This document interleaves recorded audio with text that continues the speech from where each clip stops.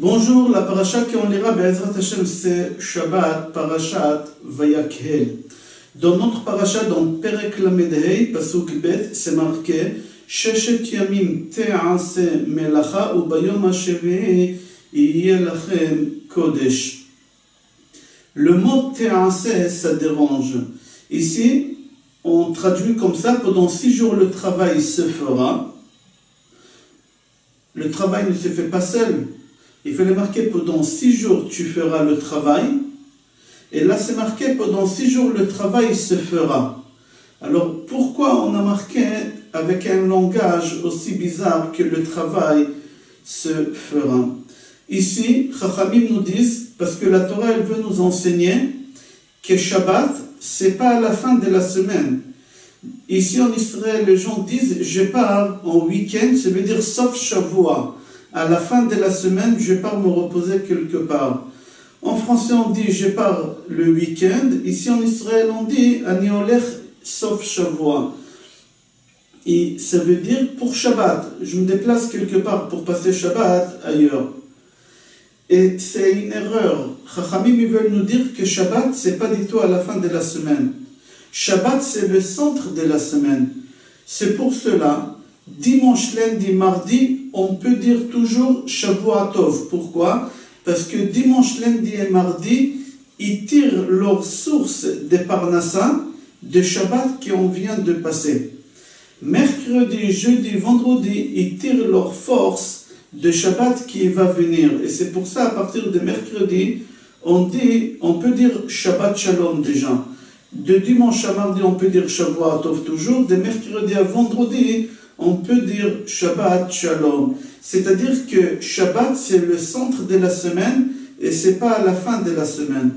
Qu'est-ce que ça me change que Shabbat, c'est le centre de la semaine et pas à la fin de la semaine? Dans la Tfila, vendredi soir, on dit que le Shabbat, hi mekor ha-beracha. Le jour de Shabbat, c'est la source de la bénédiction. La façon que tu te conduis Shabbat, comme ça ta parnassa, elle sera. Si tu fais Shabbat comme il faut, ta parnassa, elle se fera d'elle-même. Sheshet yamim te'ase melacha. C'est pour ça, c'est marqué pendant 6 jours, le travail se fera. Ça dépend comment tu as fait Shabbat. Si tu as fait Shabbat comme il faut, alors le travail se fera de lui-même. Ne t'inquiète pas, tu auras la parnassa en abondance. Mais si chas v'shalom, tu ne sais pas comment profiter du jour de Shabbat et faire Shabbat comme il faut, alors le travail ne se fera pas de lui-même. Toi, qu'est-ce que tu feras? Je ne sais même pas si tu es capable de faire quelque chose pour avoir la parnassa. Chachamim disent que Shabbat mekor ha-berachai. Shabbat, c'est la source de la bénédiction. C'est pour cela, dans notre paracha, on dit que le travail se fera de lui-même. Ça dépend comment tu fais Shabbat. On peut rester pendant très très longtemps pour parler de ça, mais moi je vous conseille de regarder le cours sur Shabbat que j'ai fait.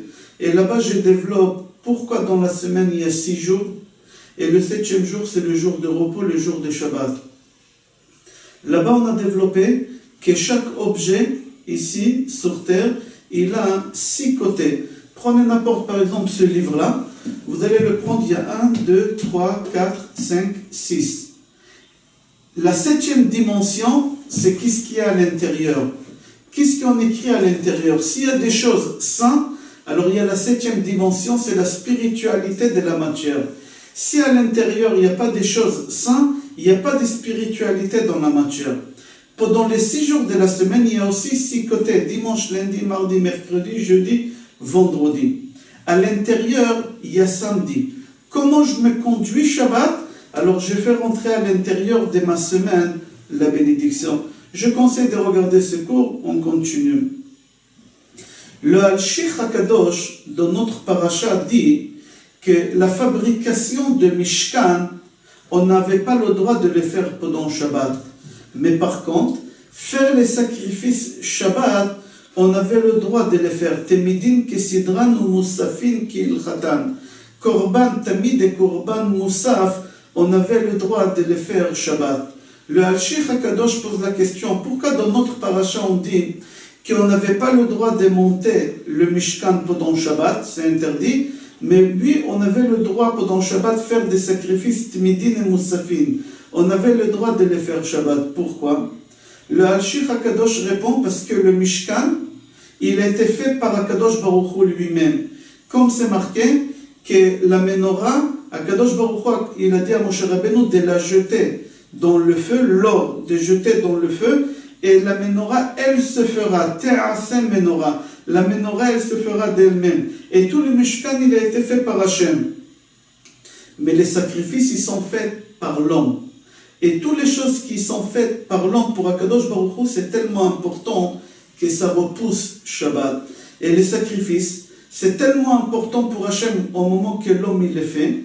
Alors Akadosh Baruch Hu, il a dit les sacrifices, ils peuvent repousser Shabbat pour pouvoir recevoir les sacrifices que l'homme fait pour moi. Plus loin dans la paracha, c'est marqué Vekol chacham lev bachem yavo ve'yasu et kol asher tziva Hashem.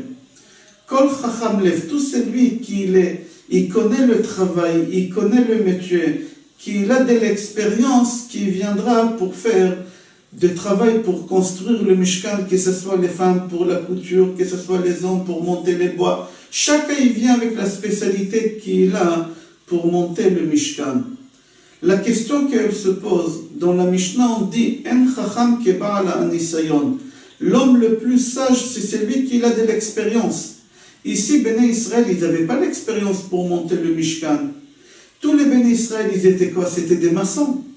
Ils ont construit pendant 210 ans en Égypte, mais ils n'ont pas monté des petits travails. Les ustensiles de Mishkan, ils étaient extraordinaires. Les habits des Kohen, c'était de quelque chose de magnifique. Eux, ils ne savaient pas faire ça, les Béné Israël. Et là, dans la paracha, on dit Vekol chacham lev bachem yavo ve'yasu et kol asher tziva Hashem. Quel chacham lev, quel spécialiste, quelle expérience. Les Béné Israël, ils n'avaient aucune expérience. Comment Moshe Rabbeinu, il a pu leur donner un travail aussi important? Dans le livre Meshivat Nafesh, il répond que les femmes, au moment qu'ils étaient en Égypte, pendant les 210 ans d'esclavage, ils savaient qu'un jour ils vont sortir d'Égypte et il faudra monter le Mishkan. Alors les femmes, pendant toutes ces années-là, ils ont appris comment faire la brodure, la couture, tous les travaux que les femmes ils ont fait pour le Beth Amikdash. Pour le Mishkan. Le Beth Amikdash, c'était après. Shlomo HaMelech, il a construit le premier Beth Amikdash et le deuxième Beth Amikdash, c'est Ezra Sofer avec Nehemia, etc. Le Mishkan, c'était pendant les 40 ans dans le désert. Les hommes aussi, ils se sont préparés. Les femmes, ils se sont préparés dans leur travail et les hommes aussi, ils se sont préparés dans leur travail, c'est-à-dire qu'ils étaient spécialistes, ils avaient de l'expérience, comme c'est marqué dans le pasuk, Kol chacham lev bachem yavo. Le Khatam Sofer dit que Moshe Rabbeinu, il a demandé au Béné Israël de construire le Mishkan et tout l'ustensile de Mishkan en miniature d'abord. Et après que Moshe Rabbeinu il a vu que les Béné Israël ils savaient comment monter le Mishkan comme il faut, alors là il leur a donné toute l'or et tous les ustensiles nécessaires pour pouvoir monter le Mishkan. Et c'est pour cela c'est marqué dans la paracha Vekol chacham lev bachem yavo. Comme ça le Khatam Sofer dit.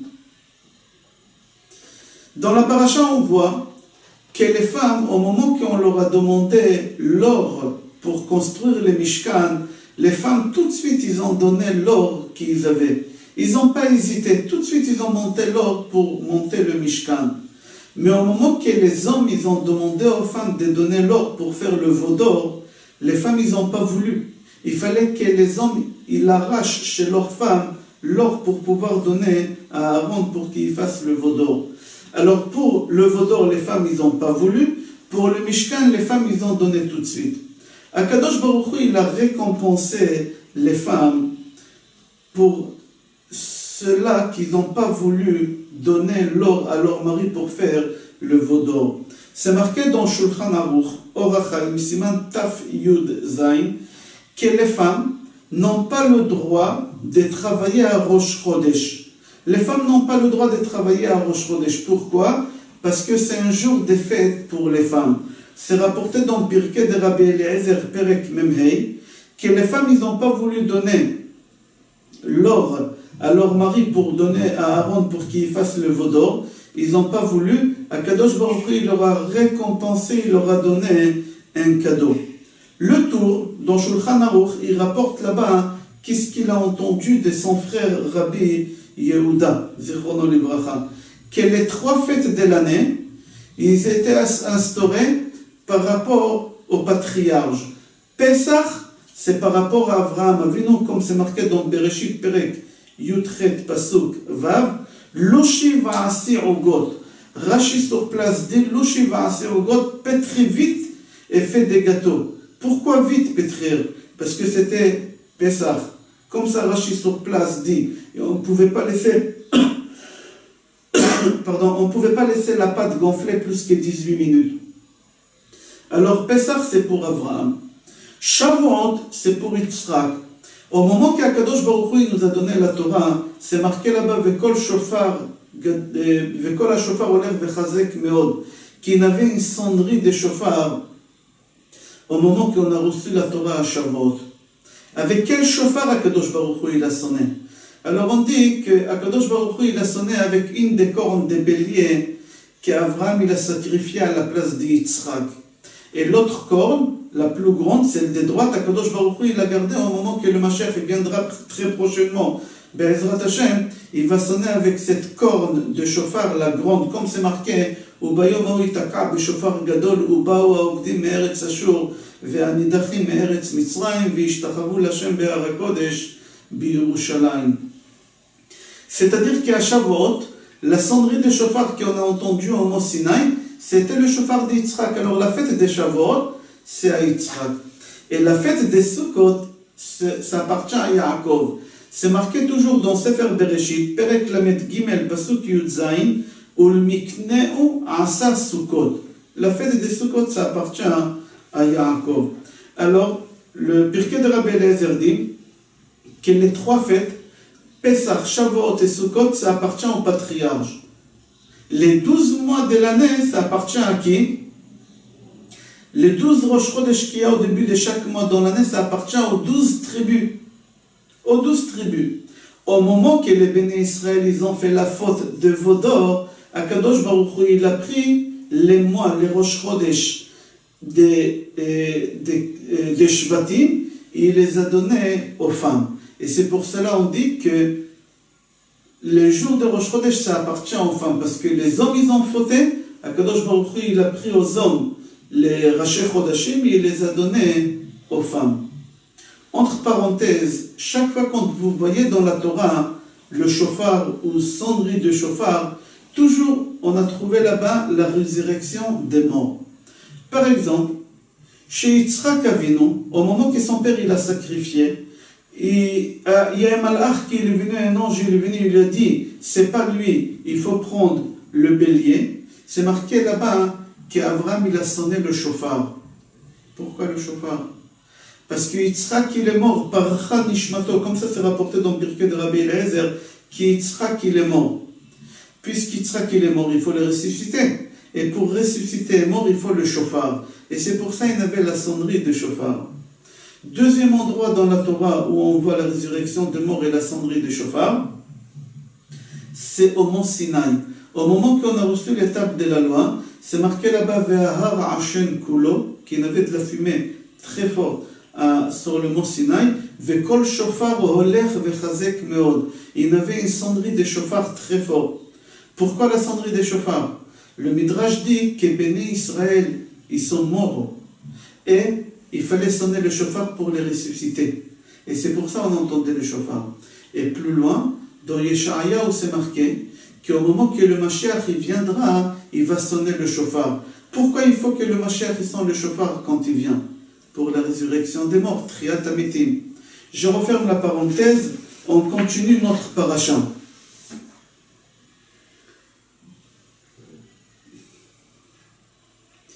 Akadosh Baruch Hu, il a donné un salaire aux femmes dans ce monde-ci et dans le monde futur. Pour ceux-là qui n'ont pas voulu donner l'or pour le veau d'or.